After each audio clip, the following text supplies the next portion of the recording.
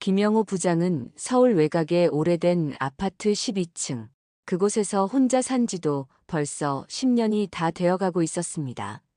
사계절이 10번 바뀌는 동안 그의 생활은 점점 더 단조로워졌고 창문 틀에 쌓인 먼지만큼이나 시간은 무심하게 흘러갔어요. 아내는 긴 투병 끝에 세상을 떠났고 그가 온 마음으로 사랑했던 사람은 그날 흰 병원 침대 위에서 마지막 숨을 내쉬며 조용히 눈을 감았습니다. 그 사람은 마지막까지 나를 걱정했어요. 내가 혼자 남겨질 것을 걱정하면서도 끝내 웃음을 잃지 않았어요. 그녀가 남긴 마지막 미소는 따뜻했지만 동시에 영혼을 끝없는 외로움의 심연으로 밀어넣었습니다. 그 이후로 그의 하루는 지극히 단조로웠고 마치 기계처럼 반복되는 일상이 영호의 삶을 지배했어요. 아침 7시 똑같은 알람 소리에 눈을 뜨고 전기포트에 물을 올려 커피를 내리고 창밖으로 펼쳐진 도시의 풍경을 바라보며 조용히 식빵 한 조각을 베어 물었습니다. 또 하루가 시작됐군. 오늘은 어제와 무엇이 다를까?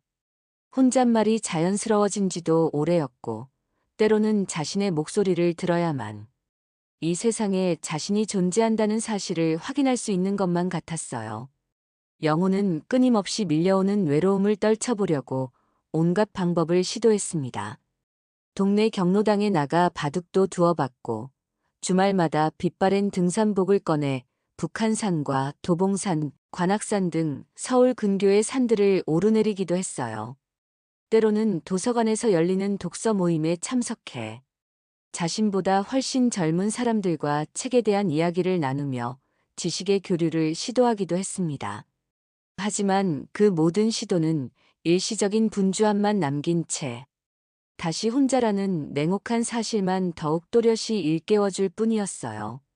누구랑 얘긴 해도 속마음을 나누는 사람은 결국 한 명도 없더라. 바둑을 두고 산을 오르고 책을 읽어도 결국 밤이면 나 혼자 이 텅 빈 집으로 돌아오는 걸. 내년이면 퇴직이네. 그럼 이제 뭘 하고 살아야 하나. 바닥이 다른 사무실 달력을 바라보며 영호는 깊은 한숨을 내쉬었습니다. 30년이 넘도록 성실하게 다닌 회사. 그곳에서 나오면 무엇으로 하루하루를 의미 있게 채워야 할지 막막하기만 했어요. 그러던 어느 흐린 오후, 퇴근길에 오랜 친구 정석이 그의 집에 불쑥 찾아와 커피를 마시며 말했습니다. 요즘은 결혼정보회사도 많이 달라졌대. 듀오, 가연, 노블레스 같은 데도 있고 그냥 앱으로 하는 것도 많아. 만남의 숲이란 앱도 괜찮다던데. 우리 나이대 사람들도 요즘 많이 한다더라. 영호는 피식 웃으며 고개를 젓기만 했어요. 그런 건 아직 젊은 사람들이나 할 법한 거 아냐? 하지만 정석은 농담인 듯 걱정스러운 목소리로 혼자 있는 내가 딱한 표정으로 이야기를 이어갔습니다. 너도 사람이 그리운 건 마찬가지 아니냐. 모든 시도는 해봐야지. 진짜 마음 맞는 사람을 만나려면 우선 저 높은 담장 같은 마음의 문이라도 용기 내서 한번 두드려 봐야 하는 거 아니겠나. 그날 밤 혼자 어두운 거실에 앉아 창밖으로 펼쳐진 도시의 불빛을 바라보며 영호는 깊은 생각에 잠겼어요. 내가 이런 시도를 하기엔 너무 늦은 걸까? 지금 내 나이에 누굴 만나도 그 사람은 결국 나를 불쌍한 노인으로만 여기지 않을까? 아내를 떠나보낸 지 10년이나 지났는데도 여전히 내 가슴 한편에는 그녀를 향한 그리움이 살아있는데 새로운 인연을 찾는 게 그녀에 대한 배신은 아닐까? 다음 날 아침 출근 준비를 하며 그는 오랜만에 거울 앞에 오래 서 있었습니다. 면도기를 들고 몇 년 만에 꼼꼼히 수염을 정리하고 옷장 구석에 처박혀 있던 연한 파란색 셔츠 하나를 꺼내 입어봤어요. 잠시 아내의 사진을 바라보며 속삭였습니다. 여보, 나 오늘 그 앱 하나 깔아봤어. 정석이가 알려준 만남의 숲이란 데야. 어떨지 모르겠지만 한번 해보려고. 그러고는 스마트폰을 조심스럽게 꺼내들고 만남의 숲이라는 어플을 설치했습니다. 프로필 작성은 생각보다 훨씬 어려웠고 마치 자신의 인생을 몇 줄로 압축해야 하는 것 같은 부담감이 컸어요. 몇 번을 고치고 또 고친 끝에 그는 여러 고민 끝에 간결하게 썼습니다. 진심으로 서로를 이해하고 삶의 깊이를 나눌 수 있는 동반자를 찾고 있어요. 취미는 등산과 독서, 가끔은 클래식 음악 감상도 즐깁니다. 프로필 사진은 몇 해 전 강원도 속초 여행에서 친구가 찍어준 사진을 골랐어요. 바닷바람에 머리카락이 흐트러져 있었지만 그날 그의 웃음은 오랜만에 진심에서 우러나온 것이었기에 그 모습 그대로를 보여주고 싶었습니다. 마지막으로 프로필 등록 버튼을 누르고 폰을 내려놓은 지 불과 몇 분이 지나지 않아 휴대폰에서 연달아 알림음이 울리기 시작했어요. 새로운 메시지가 도착했습니다. 혜진님이 당신의 프로필에 관심을 보였습니다. 민서님이 메시지를 보냈습니다. 윤희님이 당신의 사진에 좋아요를 눌렀습니다. 영호는 놀라 스마트폰을 내려놓았다가 다시 들었습니다. 이렇게 빨리? 그것도 이렇게 많은 반응이? 자신의 평범한 프로필이 그렇게 매력적으로 보였다니 믿기지 않았어요. 떨리는 손으로 메시지함을 열자 10여 개가 넘는 메시지들이 이미 쌓여 있었습니다. 안녕하세요, 영호님. 프로필을 보고 따뜻한 느낌이 들어 연락드려요. 저도 책 읽는 걸 좋아해서 반가웠어요. 어디 사세요? 저는 강동에 살아요. 혹시 가까우면 커피 한 잔 할 수도 있을 것 같아서요. 무슨 일 하시나요? 퇴직하셨나요? 저는 작은 꽃집을 운영하고 있습니다. 취미가 비슷해서 이야기 나눠보고 싶네요. 영호의 마음은 뜨겁게 달아올랐습니다. 그는 하나하나 정성껏 답장을 쓰기 시작했고 각 메시지의 특성에 맞게 자신의 이야기를 풀어냈어요. 저는 서울 강서구에 살고 있어요. 퇴근 후에는 주로 동네 한강공원을 산책하는 편입니다. 건설회사에서 부장으로 일하고 있습니다. 내년에 퇴직을 앞두고 있어서 요즘은 그 이후의 삶에 대해 많이 생각하는 중이에요. 등산은 주로 북한산을 다니는데 요즘은 무릎이 예전 같지 않아서 도봉산 둘레길처럼 완만한 코스를 선호합니다. 당신은 어떤 산을 좋아하세요? 메시지를 주고받는 동안 시간이 물 흐르듯 빠르게 지나갔어요. 창밖은 어느새 깊은 어둠에 잠겼고 벽에 걸린 오래된 시계는 자정을 훌쩍 넘어 새벽 1시를 가리키고 있었습니다. 이래서 젊은 사람들이 밤을 새우면서 스마트폰을 보는구나. 이런 감각이 이토록 중독적일 줄이야. 하지만 그는 도저히 핸드폰을 내려놓을 수 없었습니다. 또 다른 알림이 울릴 때마다 심장이 빠르게 뛰었고 마치 청춘 시절로 돌아간 듯한 설렘이 전신을 감쌌어요. 이렇게 많은 사람들이 자신에게 관심을 갖고 이야기를 나누고 싶어하며 삶의 일부를 공유하고 싶어 한다는 것, 그것은 아내가 떠난 후 오랫동안 잊고 있던 소중한 감각이었습니다. 수진님, 네, 저도 아메리카노보다는 라떼를 좋아합니다. 다음에 기회가 되면 제가 알고 있는 좋은 카페에서 함께 커피 한잔 하면 좋겠어요. 미경님, 말씀하신 노년의 발견이라는 책 저도 얼마 전에 읽었습니다. 정말 공감되는 부분이 많았고 특히 저자가 이야기하는 제2의 청춘이라는 개념이 인상 깊었어요. 유미님, 한강 산책 좋아하시는군요. 저도 요즘은 무릎 때문에 등산보다는 평지에서의 가벼운 산책을 더 즐기는 편입니다. 이런 게 행복이구나. 누군가에게 필요한 사람이 된다는 것, 누군가와 진심을 나누기 위한 작은 가능성. 영호는 오랜만에 가슴 벅찬 설렘으로 밤을 지새웠습니다. 누군가에게 다시 필요한 사람이 될 수 있다는 것, 이제 막 시작된 관계들이지만 그 속에서 진심을 나누고 서로의 삶을 풍요롭게 할 수 있다는 희망의 불씨가 그의 마음 깊은 곳에서 타오르기 시작했어요. 다음 날 영호는 단 3시간의 잠으로 하루를 시작했습니다. 부족한 수면에도 불구하고 그의 몸은 이상하리만치 가벼웠고 무언가 기대감으로 가슴이 두근거렸어요. 출근길 지하철에서도 그는 스마트폰을 손에서 놓지 못했습니다. 회사에 도착하자 과장 한 명이 영호의 얼굴을 보고 놀란 듯 물었습니다. 부장님, 오늘 왠지 달라 보이세요. 무슨 좋은 일 있으신가요? 영호는 그제야 자신이 무의식적으로 미소를 짓고 있었다는 것을 깨달았어요. 아니야, 그냥 날씨가 좋아서. 하지만 실제로는 날씨가 흐렸고 비까지 내리는 날이었습니다. 점심시간, 그는 혼자 카페에 가서 어제 밤늦게 대화를 나눈 현숙이라는 여성의 메시지에 답장을 보냈어요. 어제 너무 늦게까지 연락드려 죄송해요. 오늘은 어떤 계획이 있으신가요? 현숙은 62세 의상 디자이너로 프로필 사진은 없었지만 대화가 무척 매력적이었습니다. 그녀는 금세 답장을 보내왔어요. 괜찮아요. 저도 즐거웠습니다. 오늘은 작업실에서 새 디자인을 구상하고 있어요. 영호 씨는 회사에서 바쁘신가요? 주고받은 이야기들은 이런 소소한 것들이지만 영호의 입가에 미소를 짓게 만들었습니다. 오후 내내 업무에 집중해야 할 시간에도 알림은 계속 울렸습니다. 새로운 메시지, 새로운 관심 표시, 새로운 대화 요청. 그의 인기는 식을 줄 몰랐습니다. 퇴근 후 집에 돌아온 영호는 저녁을 간단히 해결하고 소파에 앉았어요.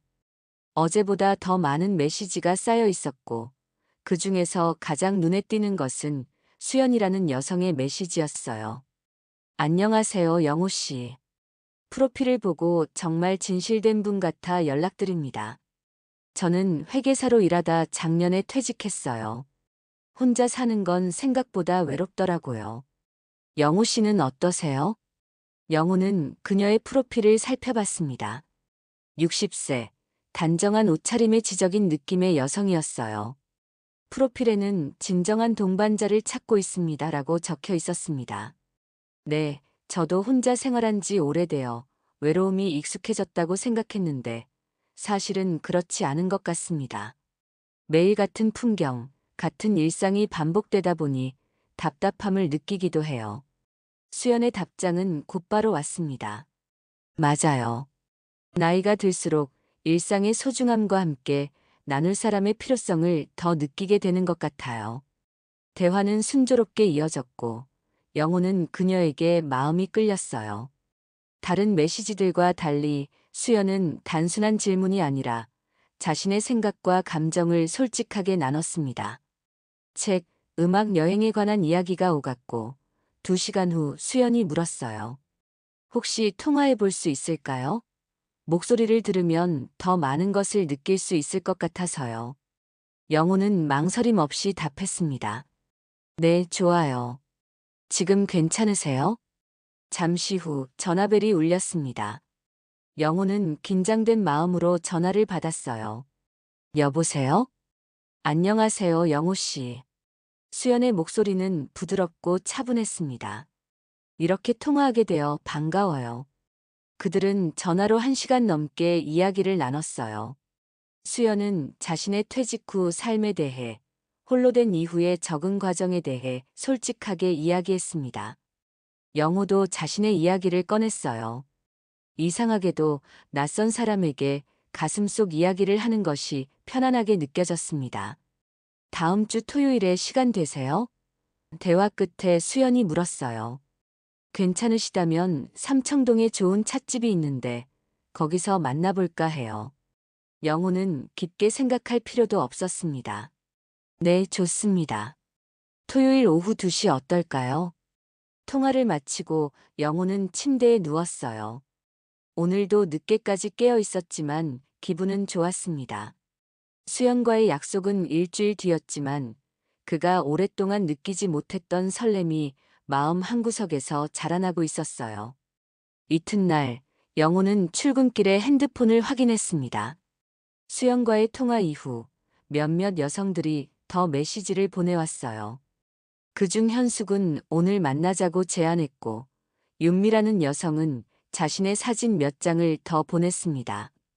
영호는 무의식적으로 바지 주머니 속에서 핸드폰이 진동할 때마다 설레는 마음을 느꼈어요. 회사에서도 그의 기분은 좋았습니다.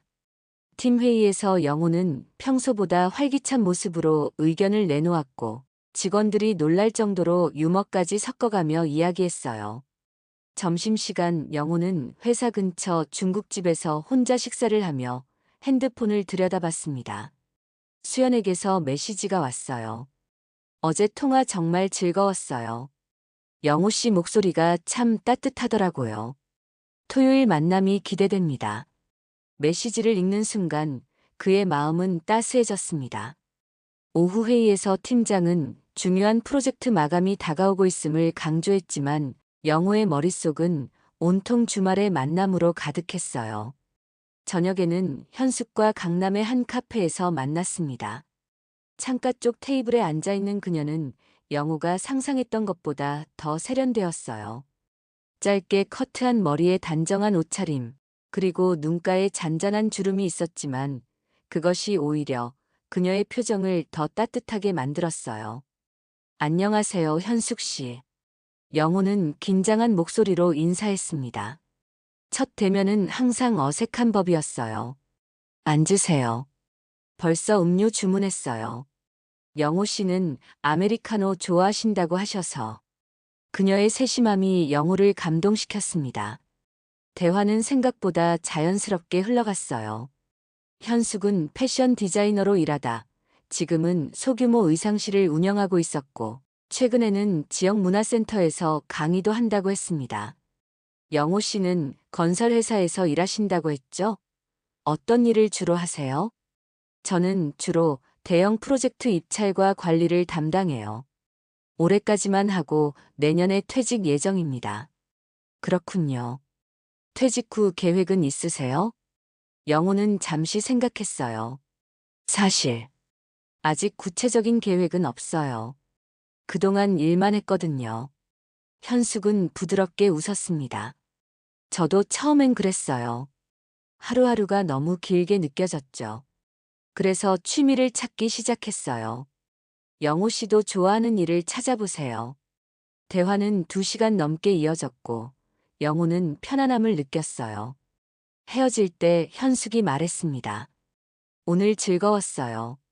다음에 또 만나요. 영호는 고개를 끄덕였어요. 네, 저도 정말 즐거웠습니다. 그날 밤 영호는 또다시 늦게까지 메시지를 주고받았어요. 유미와는 다음 주 등산 약속을 잡았고 수연과는 토요일 만남에 대해 더 구체적으로 이야기했습니다. 현숙과도 다음 만남에 대해 약속했어요.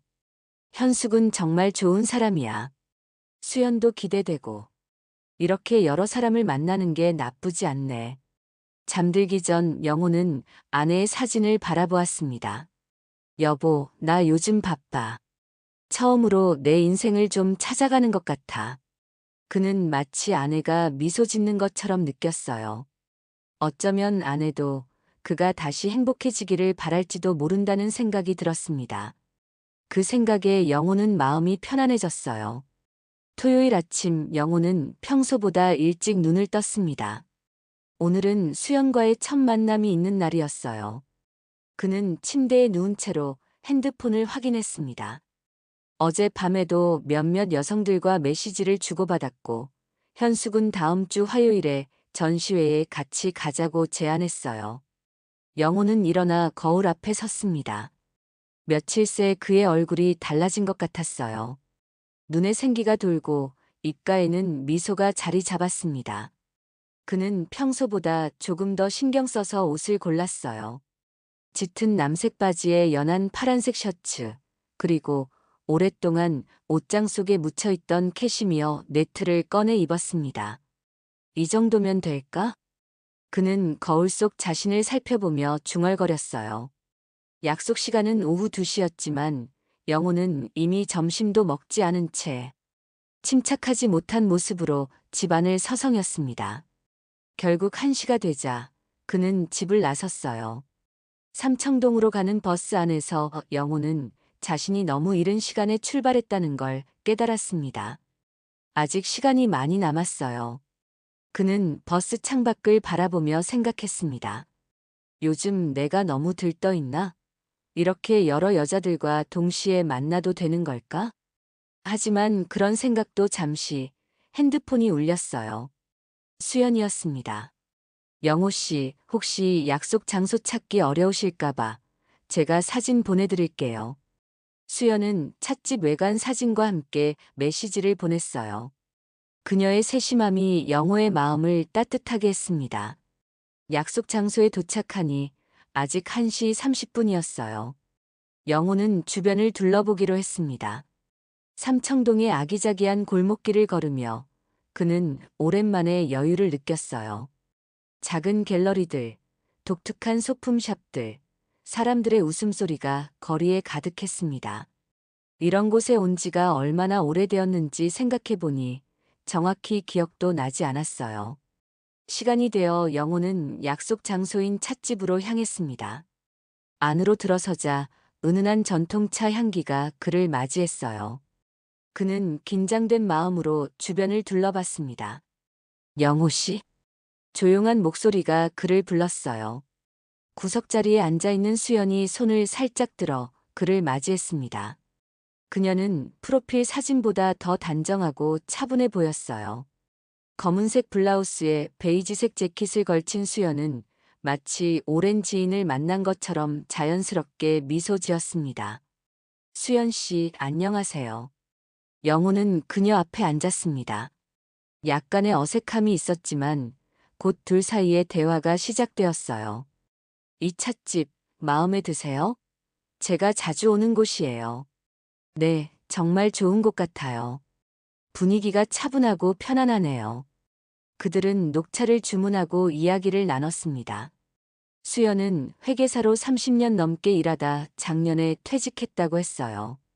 그녀에게는 대학생 딸이 하나 있었고 남편과는 10년 전에 사별했다고 했습니다. 혼자 지내는 게 처음에는 너무 힘들었어요. 하지만 시간이 지나면서 저만의 일상을 만들어갔죠. 영호는 공감하며 고개를 끄덕였어요. 저도 비슷해요. 아내가 떠난 후 처음 몇 년은 정말 힘들었습니다. 그냥 매일 일만 했던 것 같아요. 대화는 편안하게 이어졌지만 영호는 무언가 아쉬움을 느꼈습니다. 그들은 차만 마시고 가벼운 대화를 나누었을 뿐 더 깊은 이야기로 발전하지 않았어요. 2시간 정도가 지나자 수연이 시계를 보며 말했습니다. 오늘 즐거웠어요. 다음에 또 만나요. 영호는 조금 당황했어요. 이렇게 빨리 끝날 줄은 몰랐습니다. 그는 더 함께 있고 싶었지만 적극적으로 말하지 못했어요. 네, 저도 즐거웠습니다. 그들은 찻집 앞에서 헤어졌습니다. 수연은 가볍게 손을 흔들며 돌아섰고 영호는 그녀의 뒷모습을 바라보며 아쉬움을 느꼈어요. 집으로 돌아오는 길 영호는 자신이 너무 소극적이었던 것은 아닌지 고민했습니다. 더 적극적으로 말할 걸 그랬나? 저녁 식사라도 제안했어야 했나? 그날 저녁 영호는 수연에게 메시지를 보냈어요. 오늘 만나서 즐거웠습니다. 다음에는 저녁 식사라도 함께하면 어떨까요? 하지만 수연의 답장은 바로 오지 않았습니다. 영호는 계속 핸드폰을 확인했지만 답장은 없었어요. 그는 불안한 마음으로 잠이 들었습니다. 다음 날 아침까지도 수연의 답장은 없었어요. 영호는 조금 우울한 마음으로 현숙과 유미의 메시지에 답장했습니다. 이틀이 지나도 수연의 메시지가 없자 영호는 결심하고 다시 한번 메시지를 보냈어요. 수연 씨, 혹시 제가 실례한 것이 있나요? 답장이 없어서 걱정됩니다. 그날 저녁 마침내 수연의 답장이 왔습니다. 영호 씨, 솔직히 말씀드리자면 우리는 서로 맞지 않는 것 같아요. 만남에서 영호 씨가 너무 소극적이셔서 관심이 없으신 줄 알았어요. 차만 마시고 헤어지는 것이 아쉬웠습니다. 좋은 인연 만나시길 바랄게요. 영호는 그 메시지를 읽고 큰 충격을 받았어요. 그는 정말 수연에게 관심이 있었는데 그것을 제대로 표현하지 못했던 것이었습니다. 그는 한동안 핸드폰을 내려놓지 못하고 수연의 메시지를 계속 읽었어요. 내가 너무 조심스럽게 행동했나? 더 적극적으로 마음을 표현했어야 했나? 영호는 크게 낙심했습니다. 처음으로 마음이 끌렸던 여성에게 이렇게 거절당하니 자존심이 상했어요. 하지만 동시에 그는 중요한 교훈을 얻었습니다. 관계에서는 진심을 적극적으로 표현하는 것이 중요하다는 것을. 그날 저녁 현숙에게서 메시지가 왔어요. 영호 씨, 내일 저녁에 시간 되세요? 새로 생긴 이탈리안 레스토랑이 있는데 같이 가볼까요? 영호는 잠시 고민했지만 곧 결심했습니다. 이번에는 달라져야 해. 네, 좋아요. 저녁 식사 좋습니다. 제가 와인도 한 잔 살게요. 영호는 더 이상 소극적이지 않기로 마음먹었어요. 수영과의 경험은 아프지만 그것이 그에게 새로운 용기를 주었습니다. 다음 만남에서는 자신의 마음을 더 솔직하게, 더 적극적으로 표현하기로 했어요. 다음 날 영호는 퇴근 후 현숙과의 만남을 위해 준비했습니다. 이번에는 더 신경 써서 옷을 골랐고 심지어 향수도 뿌렸어요. 그는 거울 앞에서 자신에게 다짐했습니다.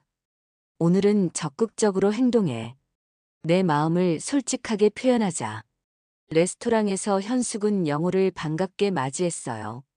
그녀는 우아한 원피스를 입고 있었고 영호는 그녀가 아름답다고 솔직히 말했습니다. 현숙 씨, 오늘 정말 아름다우세요. 현숙은 살짝 놀란 듯 했지만 곧 부드럽게 웃었어요. 고마워요. 영호 씨도 오늘 멋져 보이네요. 저녁 식사 동안 영호는 평소보다 더 활발하게 대화에 참여했습니다. 그는 자신의 이야기를 솔직하게 나누고 현숙의 이야기에도 깊은 관심을 보였어요. 와인 한 잔이 그의 긴장을 풀어주었고 분위기는 점점 더 친밀해졌습니다. 석 달이 지났습니다. 영호의 일상은 완전히 달라졌어요. 그는 만남의 숲이라는 어플을 통해 만난 3명의 여성과 정기적으로 만남을 이어가고 있었습니다. 현숙과는 일주일에 한 번씩 만났어요.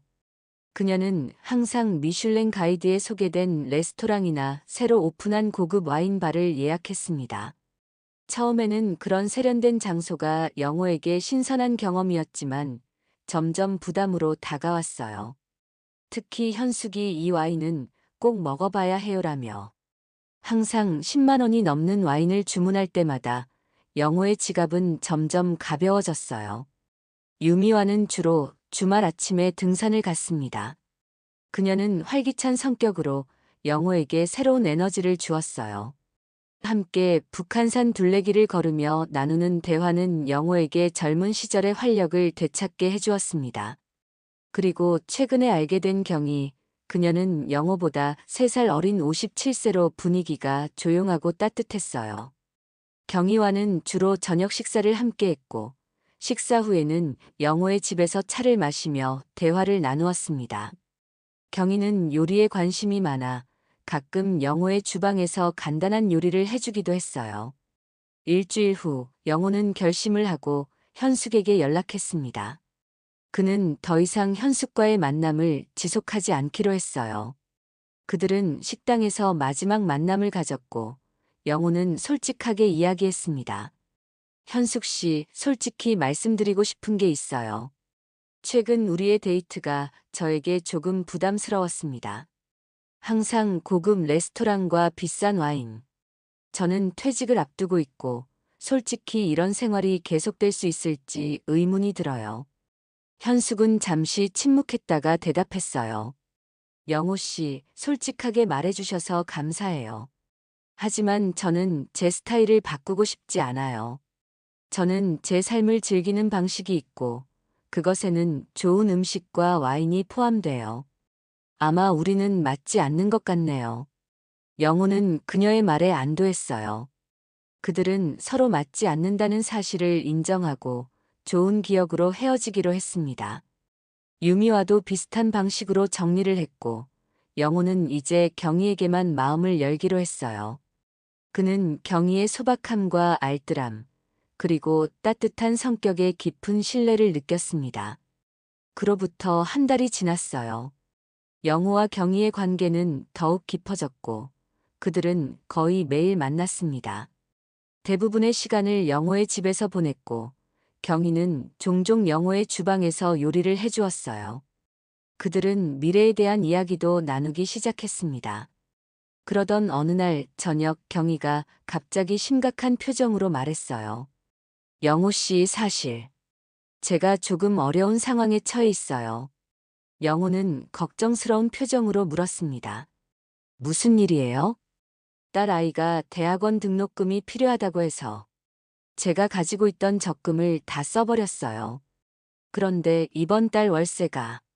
영호는 망설임 없이 대답했어요. 제가 도와드릴게요. 얼마나 필요하세요? 50만 원만 빌려주시면 다음 달에 꼭 갚을게요. 영호는 바로 통장에서 돈을 인출해 경희에게 건네주었습니다. 그는 경희를 신뢰했고 어려울 때 도움을 주는 것이 당연하다고 생각했어요. 이후로도 경희는 몇 번 더 영호에게 돈을 빌렸습니다. 처음에는 30만 원, 그 다음에는 40만 원. 영호는 그때마다 기꺼이 도와주었고 경희는 항상 다음 달에 꼭 갚을게요라고 약속했습니다. 하지만 약속한 날짜가 지나도 돈은 돌아오지 않았어요. 그렇게 몇 달이 지나 영호는 퇴직을 2주 앞두게 되었습니다. 그는 퇴직금으로 작은 카페를 열 계획을 세우고 있었어요. 그런 영호에게 경희가 다시 한번 제안을 했습니다.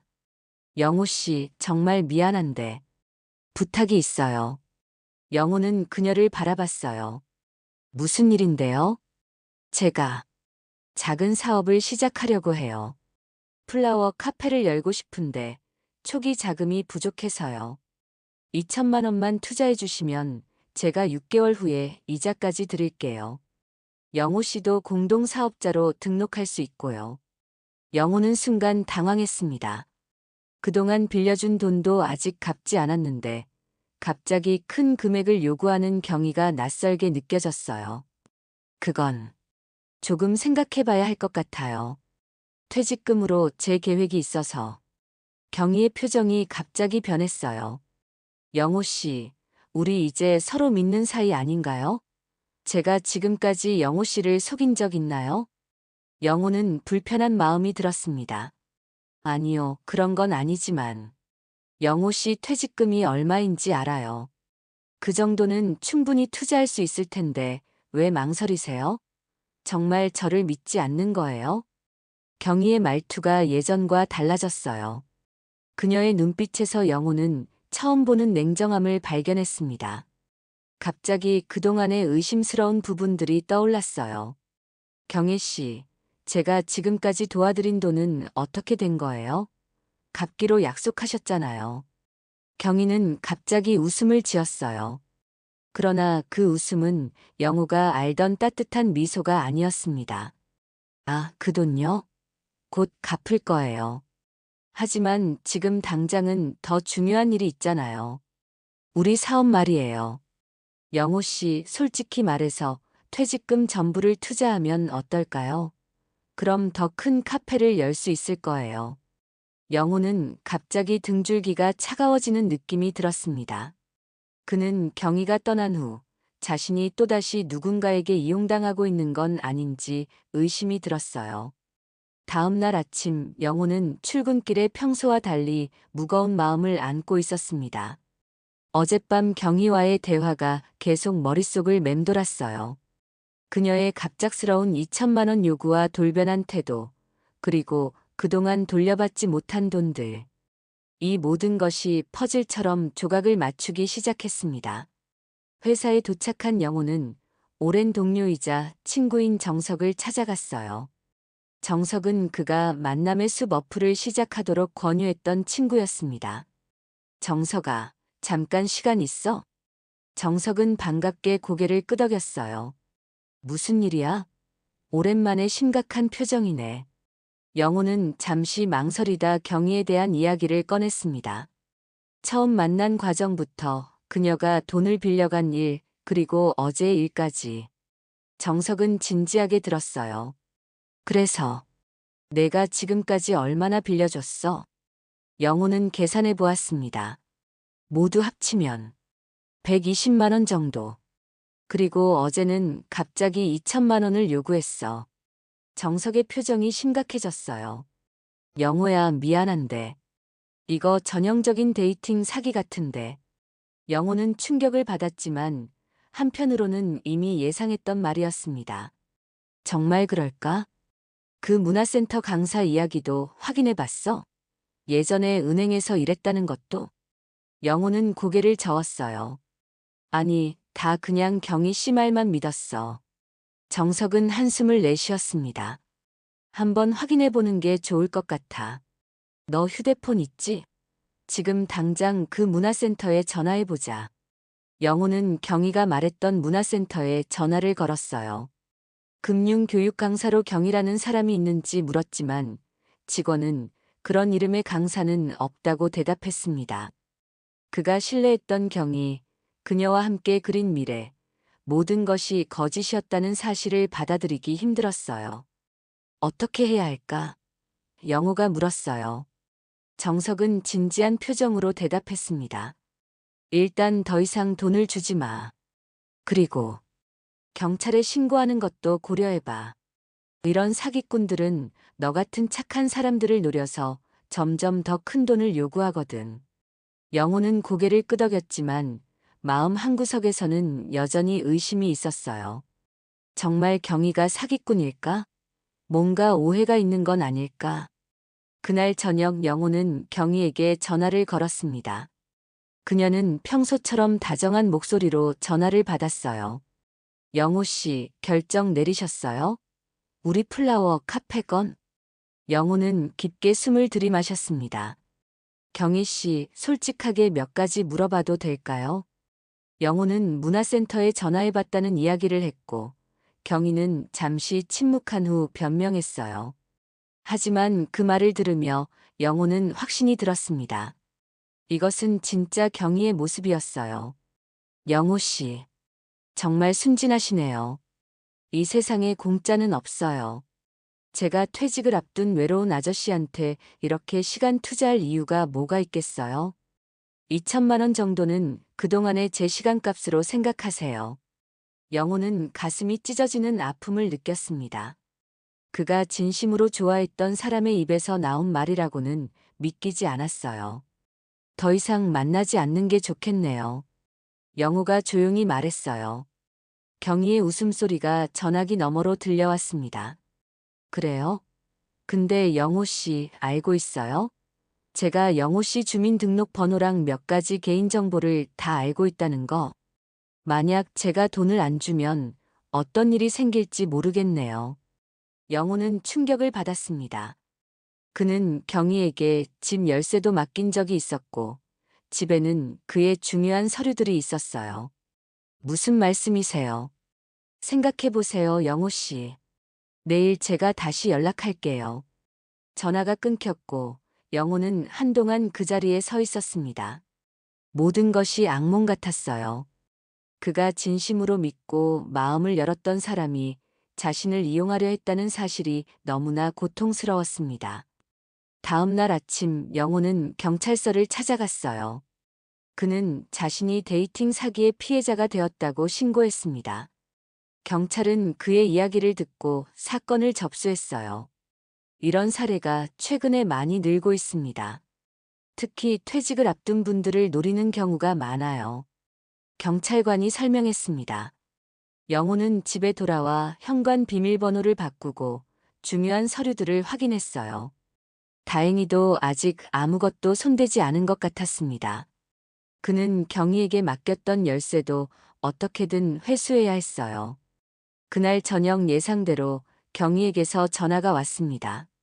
이번에 그녀는 다시 부드러운 목소리로 말했어요. 영호 씨, 어제는 제가 감정이 격해져서 그만. 정말 미안해요. 오해가 있었던 것 같아요. 우리 만나서 얘기해요. 하지만 영호는 이제 속지 않았습니다. 경희 씨, 저는 이미 경찰에 신고했어요.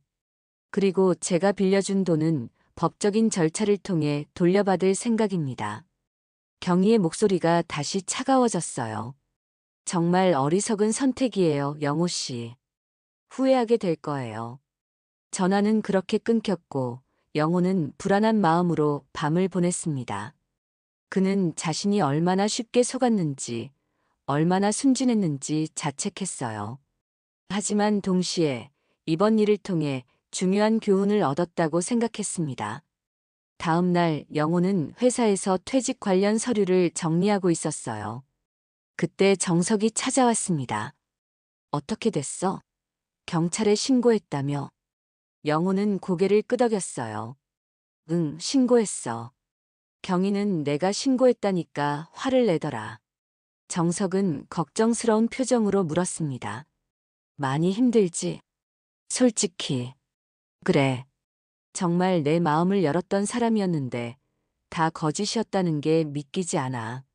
정석은 영호의 어깨를 토닥였어요. 시간이 지나면 나아질 거야. 그리고 앞으로는 더 조심하면 되는 거고. 영호는 쓴웃음을 지었습니다. 이젠 아무도 못 믿겠어. 다시는 어플 같은 건 안 할 거야. 그건 너무 극단적인 생각이야.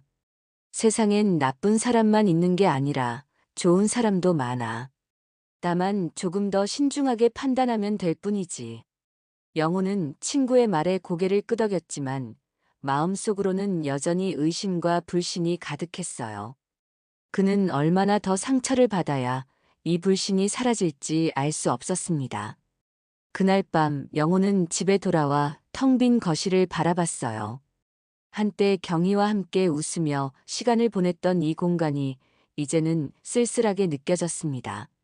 하지만 그는 이제 홀로 서는 법을 배우고 있었어요. 다시 시작하면 돼.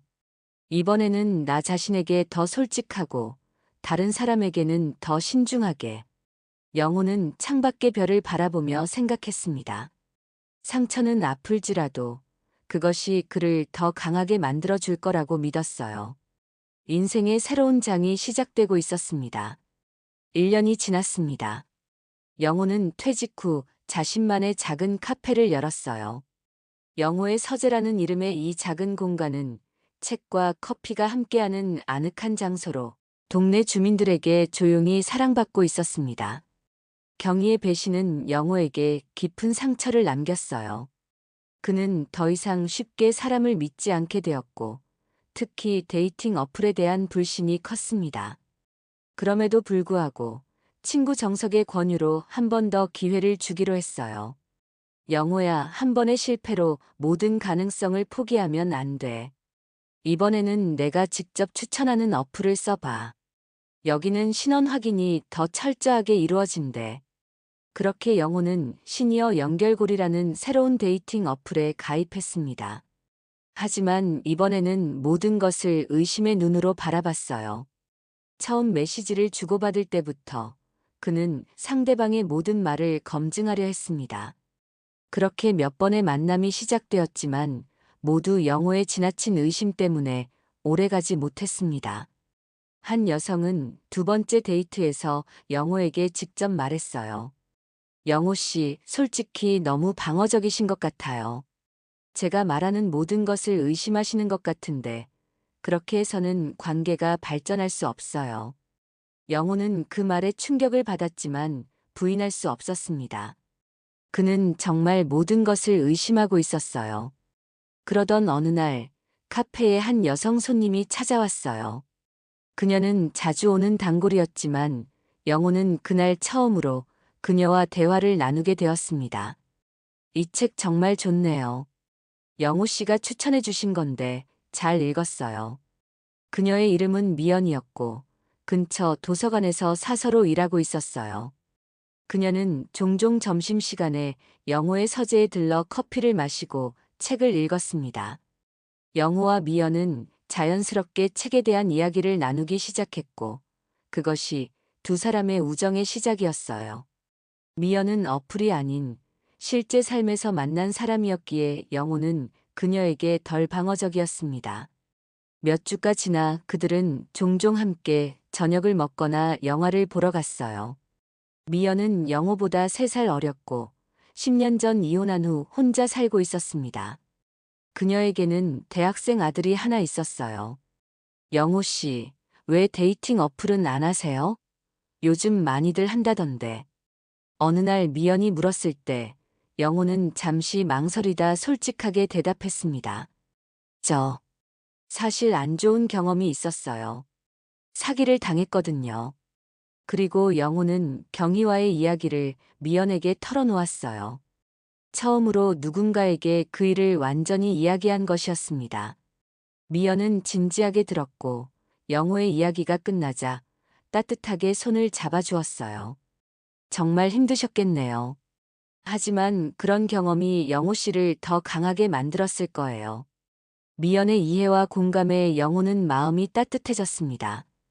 그녀는 영호에게 자신의 이혼 이야기도 솔직하게 나눴어요. 서로의 상처와 경험을 나누며 그들은 더 가까워졌습니다. 6개월이 지나 영호와 미연은 자연스럽게 연인 관계로 발전했어요. 미연은 영호가 데이팅 어플에서 만난 여성들과는 달랐습니다. 그녀는 소박했고 진실했으며 무엇보다 영호의 의심을 인내하며 천천히 신뢰를 쌓아갔어요. 가끔 영호 씨가 갑자기 제 말을 의심할 때가 있어요. 하지만 이해해요. 시간이 지나면 좋아질 거라고 믿어요. 미연의 말대로 시간이 지날수록 영호의 마음속 의심은 줄어들었습니다. 그는 점점 미연을 신뢰하게 되었고 그녀의 말을 의심하지 않게 되었어요. 1년 반이 지난 어느 날 영호는 미연에게 청혼했습니다.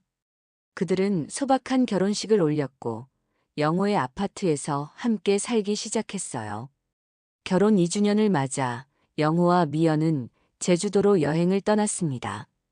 호텔 발코니에서 바다를 바라보며 와인을 마시던 중 미연이 웃으며 물었어요.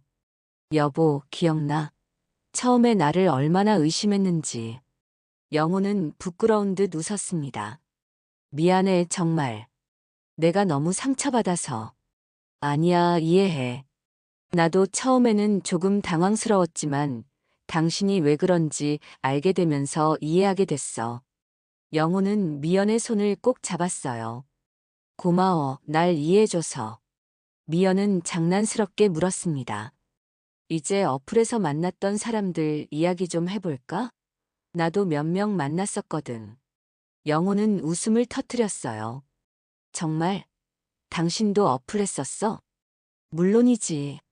근데 다들 너무 이상했어. 한 남자는 첫 만남에서 자기 집에 같이 가자고 했고, 다른 사람은 계속 전 부인 이야기만 하더라고. 그렇게 그들은 각자의 데이팅 실패담을 나누며 한바탕 웃었습니다. 이제는 그 모든 일들이 그저 웃을 수 있는 추억이 되었어요. 생각해보면 그 모든 해프닝들이 우리를 만나게 해준 거 아닐까? 미연이 말했어요. 만약 당신이 경희를 만나지 않았다면, 그렇게 상처받지 않았다면, 어쩌면 카페도 열지 않았을 테고, 우리도 만나지 못했을지도 몰라. 영호는 고개를 끄덕였습니다. 그런 생각을 해본 적 없었네. 당신 말이 맞아. 모든 일에는 이유가 있나 봐. 그리고 이제는 서로를 찾았으니 그게 중요한 거지. 영호는 미연을 바라보며 생각했어요. 이렇게 진정한 사랑을 찾기까지 얼마나 많은 시행착오가 필요했던가. 하지만 그 모든 과정이 지금의 행복으로 이어졌기에 그는 후회하지 않았습니다. 해가 지는 제주도의 바다를 배경으로 영호와 미연은 서로를 향해 와인 잔을 들었어요. 우리의 인연에, 그리고 앞으로의 날들에. 그들은 잔을 부딪히며 미소 지었습니다. 인생은 때로는 험난하고 때로는 예측할 수 없지만 결국 진정한 사랑을 찾는 여정은 그 자체로 의미가 있었습니다. 영호의 만남의 숲 어플 이야기는 이제 그저 그와 미연이 함께 웃을 수 있는 과거의 한 장이 되었고 그들 앞에는 더 많은 새로운 페이지가 기다리고 있었어요. 오늘의 이야기는 어플을 통해 연인이든 배우자든 찾고 싶어하는 사람들의 이야기였는데 재미있게 들으셨나요? 다음에 더 흥미로운 이야기로 다시 찾아뵙겠습니다. 긴 시간 시청해주셔서 감사합니다.